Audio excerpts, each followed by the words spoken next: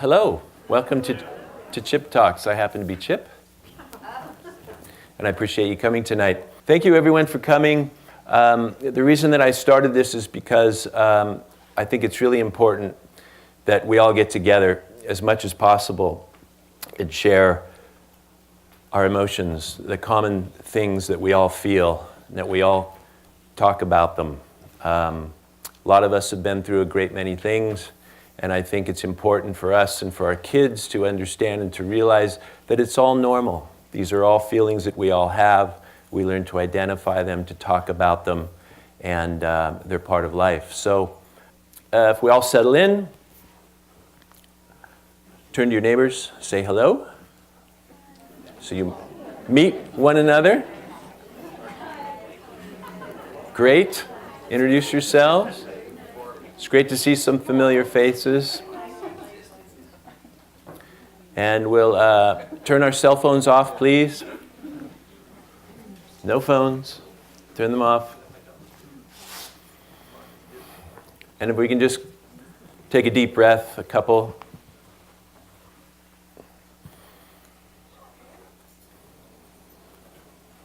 And express our gratitude for all that we have and for being here tonight in our community. Another breath.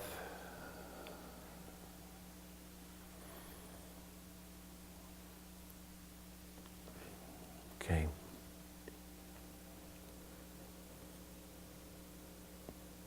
And we'll get started.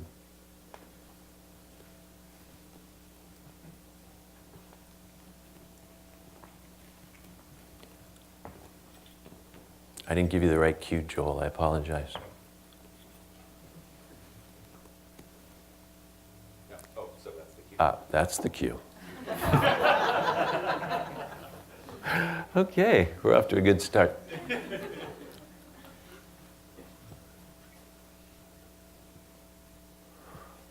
So,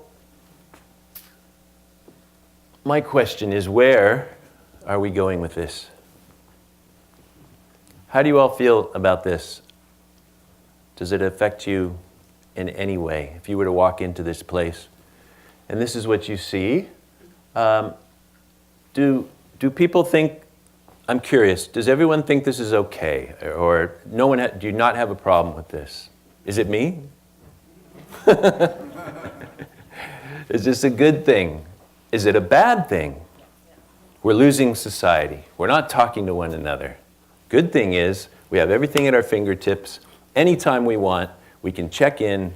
I can see if Morgan is at Church Mouse, whatever my friends are, I can find out. Well, I posted this on Facebook, ironically, because that's what we do.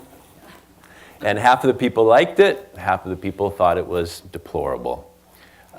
It does depend on your perspective. Data on this, I think, is still emerging. Actually, if you talk to people and they do testing, a lot of people don't think this is much of a problem. But my question is this where we want to be? Is this where we see our culture and our society headed? I walk into this place, I get into the line, I see this happening, I'm trying to connect with people, no one even looks up. I'm waiting for a human to kind of, do what humans do, make eye contact. Really, no one really even looked up at me. Just quickly, and I started to feel sort of empty. I started to feel a little nervous. And then all of a sudden I felt obligated. Well, I have to check in. I want to check in, right? You have to. Oh, hey, I'm at Chipotle in Seattle. This is important. I'm going to have... But you know what? I wanted to check in with these people. But they didn't feel the same way. So if you were at our first talk, we talked about the power of connection, of face-to-face connection, which we all need. We have a biological need for it. We're wired for it. We've been doing it for centuries. Science says that it grounds us. It helps keep us sane. Kevin Tomlinson, in our second talk, he lives here on the island. He's director of a great film that I recommend called Crazy Wise. And in this film, he shows the wisdom of older cultures that have been on Earth for a long time.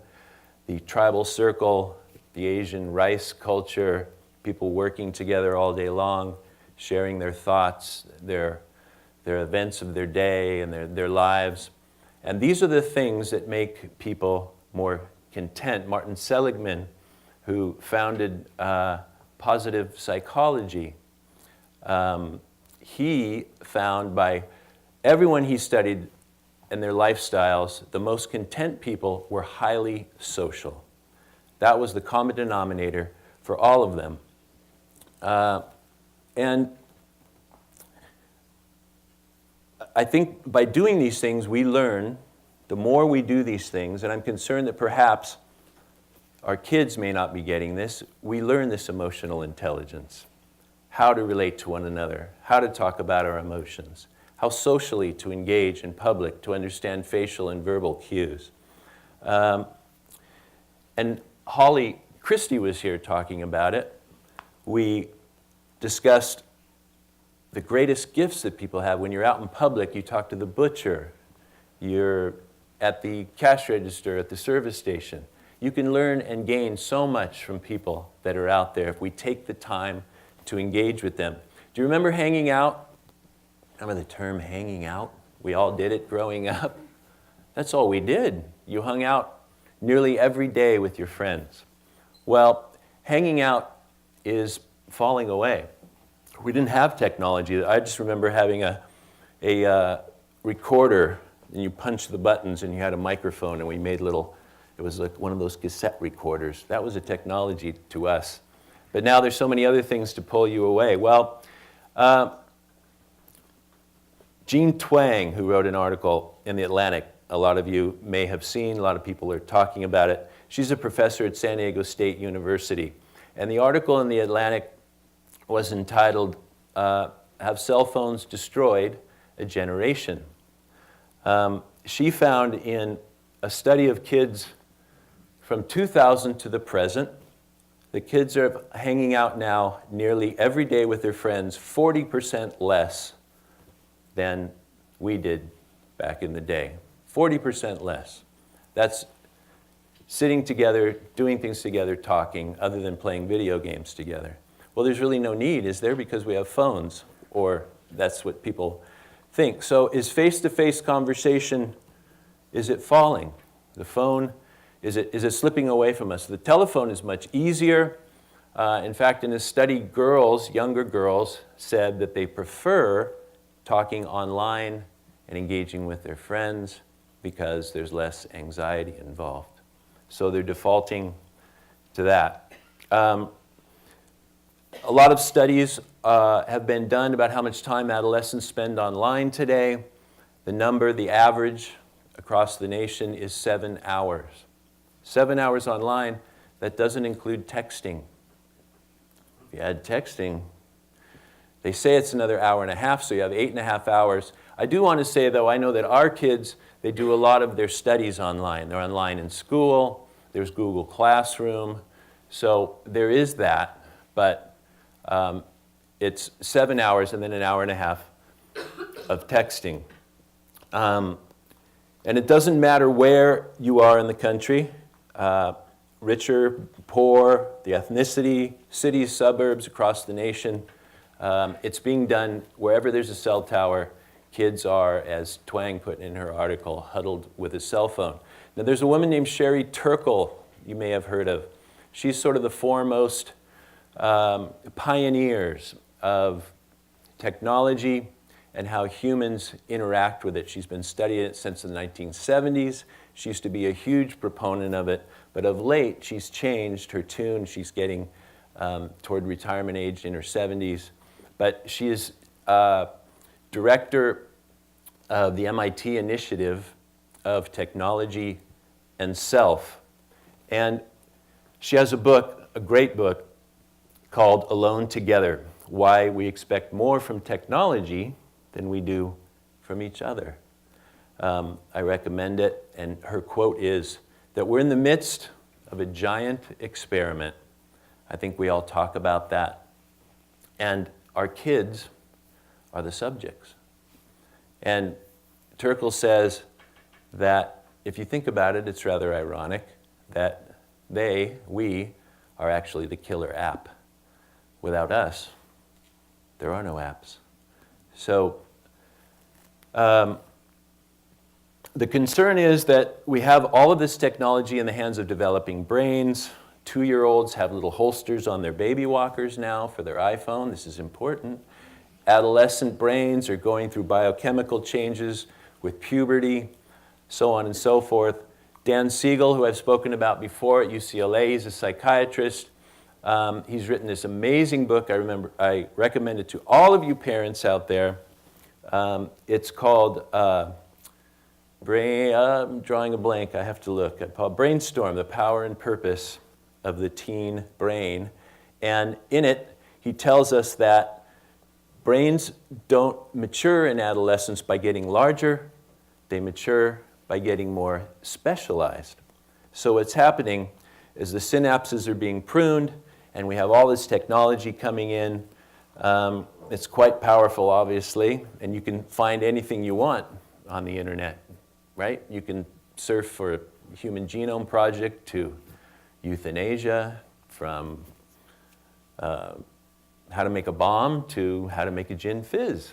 So anything you want is there, and it's at our kids' fingertips. Cells have gotten to be, though, a rite of passage, haven't they? At a certain age, we just give them to our kids for a variety of reasons. And a lot of times, we do it without introduction, without caveat. It just becomes part of their life. Well, people are worried about this. In Colorado, for example, there's a legislator who is trying to get a law put in place that 13 years and younger should not be able to have smartphones. There's another movement, which I was just talking about this at home. We have a 6-year-old, and I'm thinking, does she really need a smartphone? Does she need to go to YouTube? Does she need to so on and so forth? When people are actually just going back to flip phones. You can just talk and text, but who talks on the phone anymore? That's kind of frustrating when you try to get your son to call someone rather than texting for a half hour to say 4 sentences back and forth. But anyway, but the genie's out of the bottle. Jean Twang has done this longitudinal research, and she has come up with the term that she wrote in The Atlantic called iGen, and it's the I generation. This is a generation born in 1995 through 2012, and they have never known life without a smartphone. They're what we call native users. So if you think of that, it kind of starts to make sense when you think of how phones are used by kids today. We wonder why as parents, and we get frustrated that, oh, well, they're not socializing when they're together. They're on their phones or in circles talking to each other or to someone else. And for us, Grace is shaking her head no. For us, we wonder why they're doing this. Why don't they know the social things that we grow up with? Why aren't they doing things the way we did them? Well, if you think about it, all they've known is a smartphone, so they don't think any of this is abnormal. And it's not to them. It is a way of communicating. It's perfectly normal, but we tend to see it in situations that just don't make sense to us. And oftentimes we get confused. Sometimes we get angry at our kids. And we get scared, frankly. We're not really sure what's going on because of this great experiment. So we go back and forth as a parent. I found myself a lot of times thinking, okay, he's an adolescent, they're in their adolescence, they need time to be alone, to do things, figure things out by themselves. And then there are times when I feel like, no, I need to step in. And a lot of times I think, okay, if he didn't have a cell phone in his hand right now, would I just step in?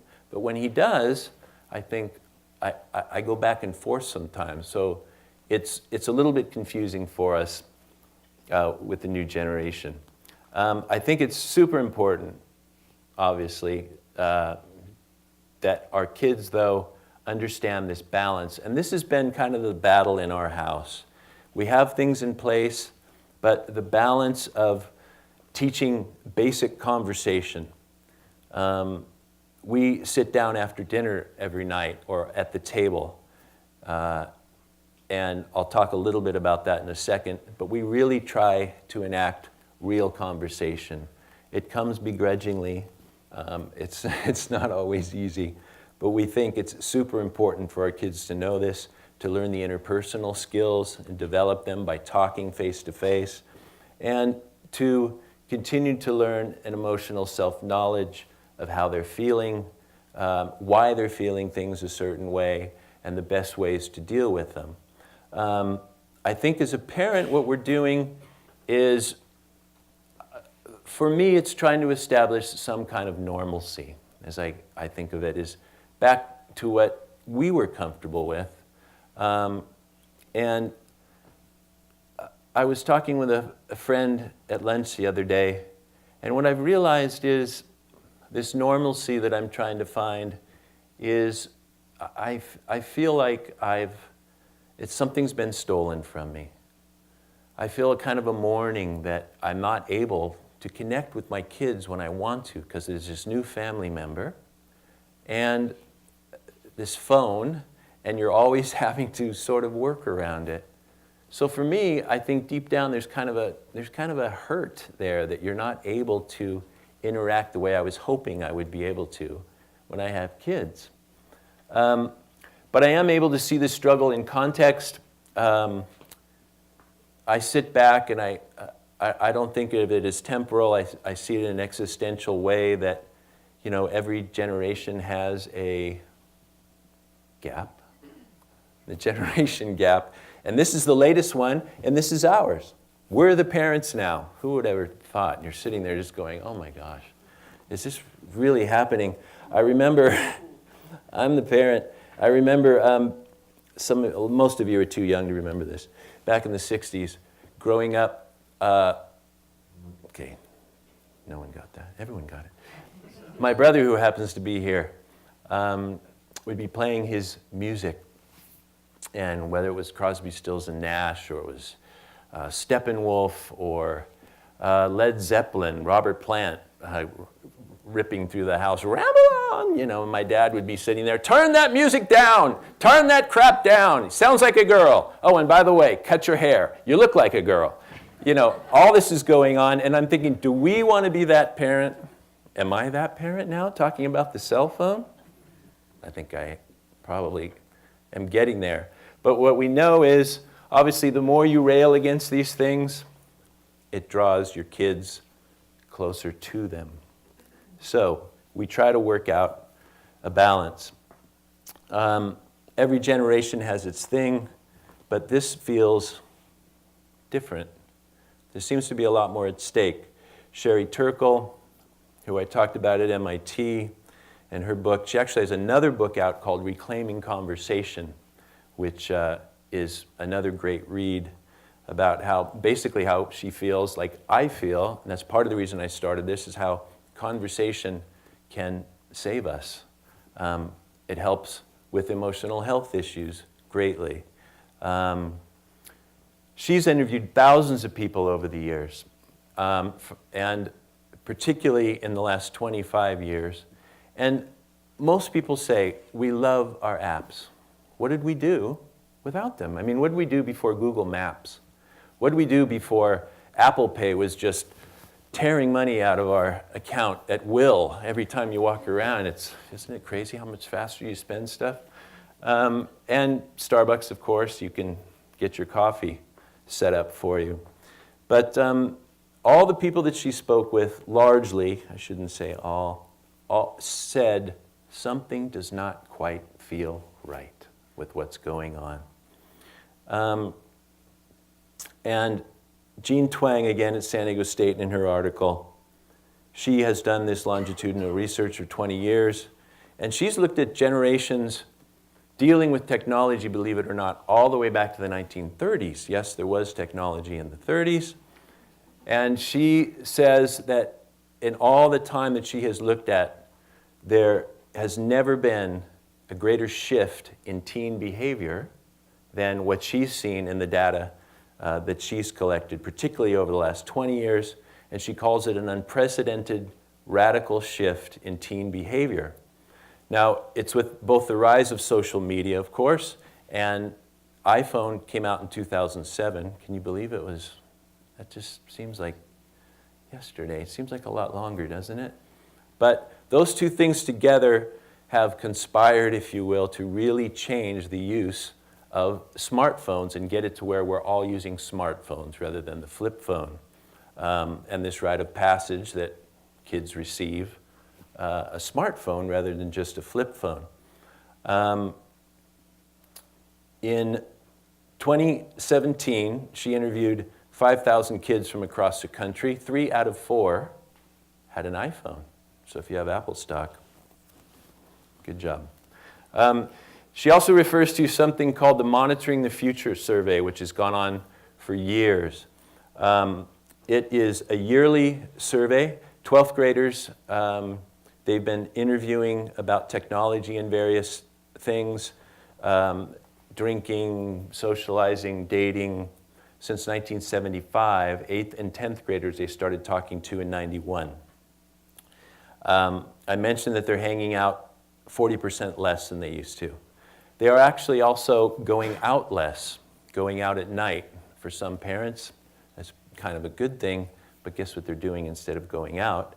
12th graders in 2015 were going out less at night than 8th graders in 2009. They're less industrious. This is straight out of her article. Fewer work for pay. It's down 20% from back when I was sorting bottles at the dark behind the Safeway Market in the 70s.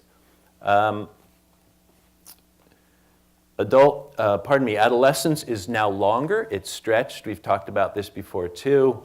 And part of this is because we're letting it be stretched. We're more concerned about our kids' safety. We chauffeur them everywhere. That's also because we have them in so many activities. You don't know which way you're going, and you have to be driving them everywhere, right? And a lot of kids are getting to college today. Adolescence is stretching into the early 20s, and they simply don't know how to do certain things because their parents have done them for them. Obviously, we mean well, but these things are happening. And they're less independent. 1 in 4 kids does not have a driver's license today. I remember we took driver's ed in school, and you raced to the DMV because you wanted to be independent. They're getting less sleep. 4 out of 5 adolescents. This is a huge emotional health issue. 4 out of 5 adolescents sleep with their phones on and next to them at night, and a great many of them answer texts or what have you in the middle of the night, which that's too much for me. And what's also happening, a concomitant issue is depression. Depression is up. From 2005 to 2014, 12 to 20-year-olds had a major depressive episode. That's up 37%.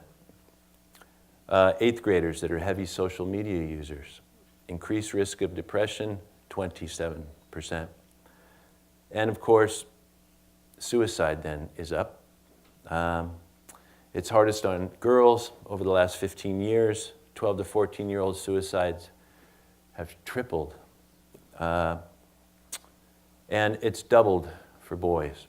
And attempts have also gone up dramatically. It's harder to track attempts, but they're much at a higher rate than they were before.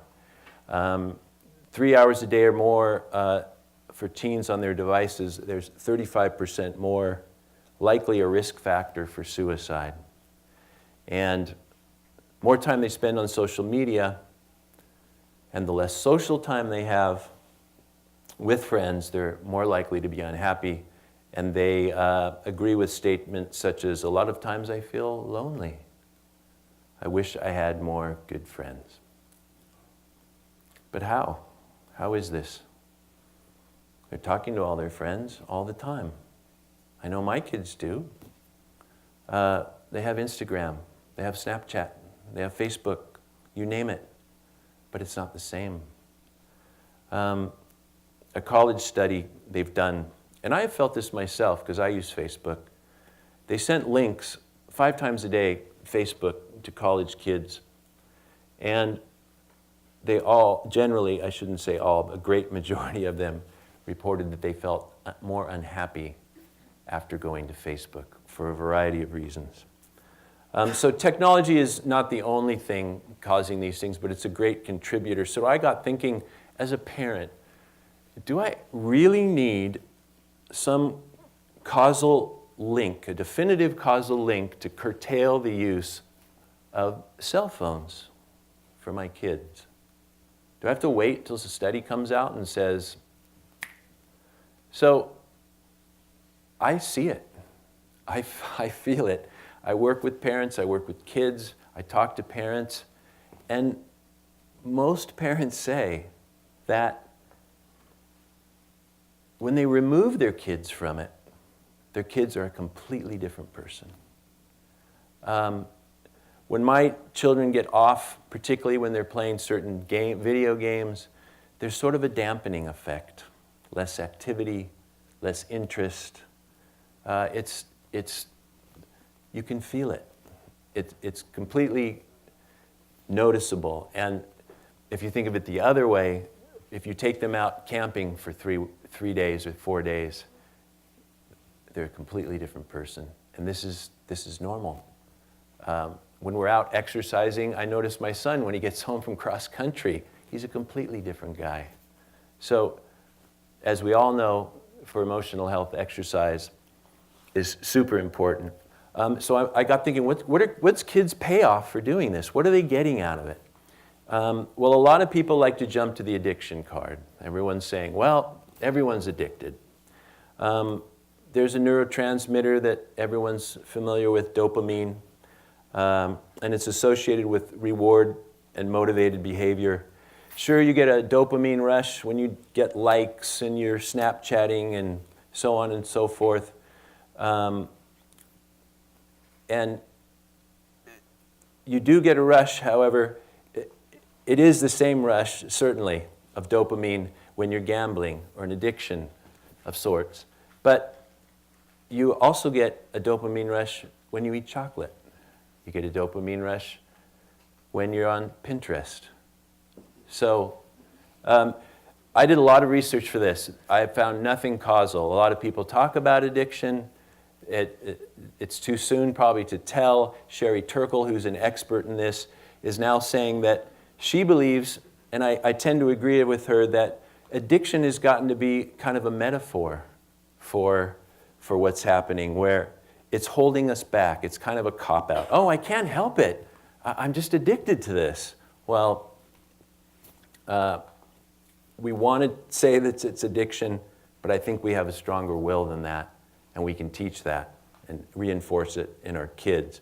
And in fact, Sherry Turkle, when she interviewed parents, she thought that she was going to come up with information that was going to corroborate this feeling that we all have, and it actually turned everything on its head.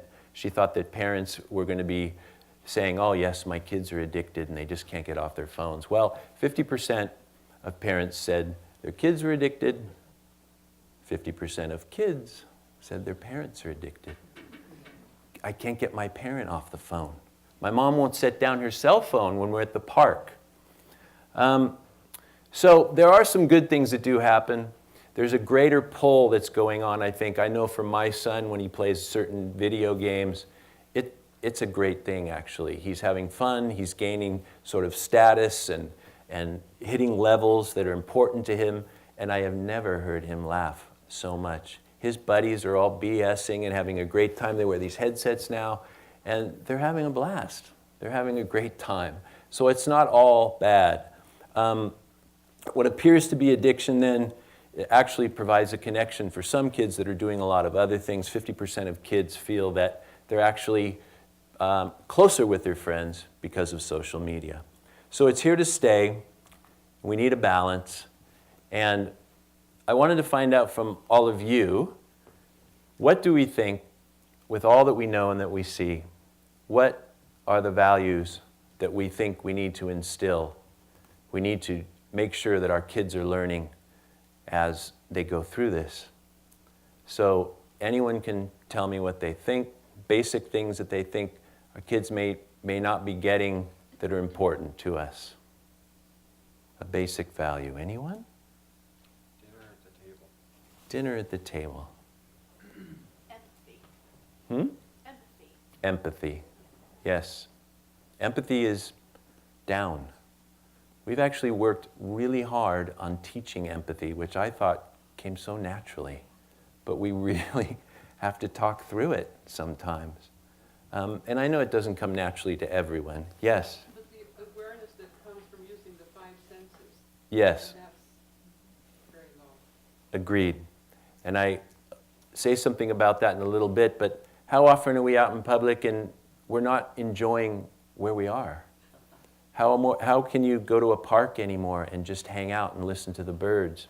Actually, when I was working on this, I went out to Linwood Center and I just went up to my shins in the water for an hour, and I was looking at this and I just closed my eyes. Who does this anymore? And I listened to, I could hear a truck backing up way in the distance, birds chirping, the water lapping. It's the small things. When you're exercising, always putting earbuds in. I go to the gym now. You can't talk to anybody at the gym anymore. It's the craziest thing. I'm a dinosaur. So I have manners, politeness. Politeness is critical. Social awareness. Our public spaces have turned into private spaces. You're sitting there at the park. There's a guy talking about a file he's trying to transfer. You have a woman over here talking about her OBGYN. It's unbelievable. You can't go to the park and talk to people anymore sometimes. So there's a recognition of that I think it's important. I think also for attentiveness, to be present, as we said, the art of conversation. I'm a big proponent of chivalry. Let's keep that going. And deference, I think, is huge. How often are you in public and have people come by and be able to defer to people in many different ways, even socially in talking to people? And respecting others, respecting elders particularly, and of course respecting our vets. We are in an area where there are a lot of them around due to the base, and I think that's important. But if you take it back one more level, and I'll rush through here, there's something bigger that our kids are losing. They're losing the ability to know themselves. Learning to be alone. How often are kids alone anymore? Always reaching for a device and avoiding times to know themselves. It's shown that boredom is good for us, actually, to clear your mind, to go outside into nature. There's a statement that Turkle refers to in a talk I heard. If you've ever listened to On Being with Krista Tippett, it's an amazing podcast, and she has a really compelling discussion on it. If you don't teach children to be alone, all they will ever know is how to be lonely. So if you can find to be at peace with yourself, it's satisfying to our souls. So it's important then, what we do is we establish a philosophy at home. And it's sort of hard won. It's not, it's ebb and flow. Enlightened businesses have philosophies, right? You come up with a identity for your family, like the Mary McDermotts or the caring Kardashians. You put with your kids, you teach this. The empathetic Ericksons, we can create these things at home and talk to our kids about them. And just as in business, we teach it, we document it, we meet weekly about it, we monitor its progress, and we applaud its success when we see it happening. And parents, we do want to continue to step up for our values. Parents need to put down their own phones. We pick times and spaces that absolutely no phone, and no phone at certain times. Some of you kids might not want to be at our house. Hey, there's my son. Sol, you ready to come up and tell how much you like our rules at our house? Yeah. At the dining table, no phones. Everyone's doing this, of course, right? Not at dinner, not at breakfast. It's zero tolerance. When was the last time you went into the other room and just talked with your kids after dinner or at the table? And at times, what times are important? What we try to do is not go to our phones first thing in the morning. Lots of people, the first thing to do is check in with their phones in the morning. I could have researched a number. I think I read that 90% of adolescents go to their phones in the first 15 minutes. And we try to have a buffer zone at the end of the day, an hour before bedtime. Power down, they go in a box. I know other families do this. And that way you have time to decompress, you read, and you're not having electronics in your brain until the minute you go to sleep at night, if you're able to go to sleep. So generally, when you're with people, I think is a great, you should defer, as I spoke of, to people when they're around you. Associate with the people that you are with at the time, rather than taking time to associate with other people you are not with. I think it's important that we have an acceptance of technology. I recommend that all parents get in social media with their kids. 80% of parents that are on social media have befriended their friends, and it can be fun. Texting is great now with all these memes you can send back and forth. And that's an opportunity to talk to your kids about all the things that are going on and the things that they find on the internet, whether it's sexting or bullying. It increases conversation. I think it's important, too, to have an understanding of what the phone means to your kids. I was trying to enforce some rules at the beginning of all this a couple years back, and I was talking to my son, and I was really frustrated, and I was wanting him to put his phone away.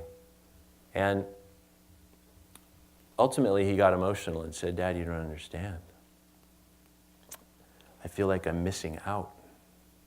I'm missing out what all my friends are doing. This is the way we talk. If I don't engage with them in this way, then I can't participate in conversation tomorrow at school." So it is difficult. I understand it. And when you understand that's important to them, and they know that you understand it, that's a great first step. I think, finally, respecting your kids. It's easy to yell at your kids. I hear people yelling when they walk into a room. When you see your kid, I've been in various places. "What are you doing on your phone? Get off that phone!" And they yell at them because, again, we don't get it, and we don't understand why they don't get it. We expect that they get it. But if you talk to your child as you would, say, your doctor, to your partner. When was the last time you sat in the doctor's office and says, "Hey, get off your phone," or "Get off that chart, I need to talk to you right now"? You wouldn't say that to him. Why would you say it to your child? Jill Kirk Conway is an author and a scholar. Sherry Turkle, again, said that she was speaking with Kirk Conway She was the first female president of Smith University in Massachusetts, Jill Conway was. And her quote is, which is apt, "A child has to live in their generation. So let's let them." But there's nothing wrong with passing on our values and making sure we're picking times and balancing things. Finally, in closing, a couple years ago, I crashed with depression. Changed my life, altered our lives, my family, dramatically. We were living a completely different life elsewhere, high on the hog, and we had to regroup. And going through this, and we came here, going through this, I had an awakening. It provided an impetus to seek greater things. In fact, at my depths, I was on a rock behind my house, sobbing. And a dear friend came by. I just saw her come in, who I didn't even know, and took me under her wing and took me home and showed me compassion. And I realized that through all of this, it's our humanity, it's our communing together that really matters. That's why we're here. Often kids and grown-ups, I don't think they get it. They don't understand it. I understand that this happens. What is our reason for being here? Is it this? Is this what we want? Is this where we're headed? This isn't it. This is a distraction. This is avoidance. People do this a lot of times because of the discomfort and in the inconvenience of getting to know someone and talking to someone. No, there's a lot more to it. And we owe each other much more than this. A friend of mine sent me a quote from Gulliver's Travels.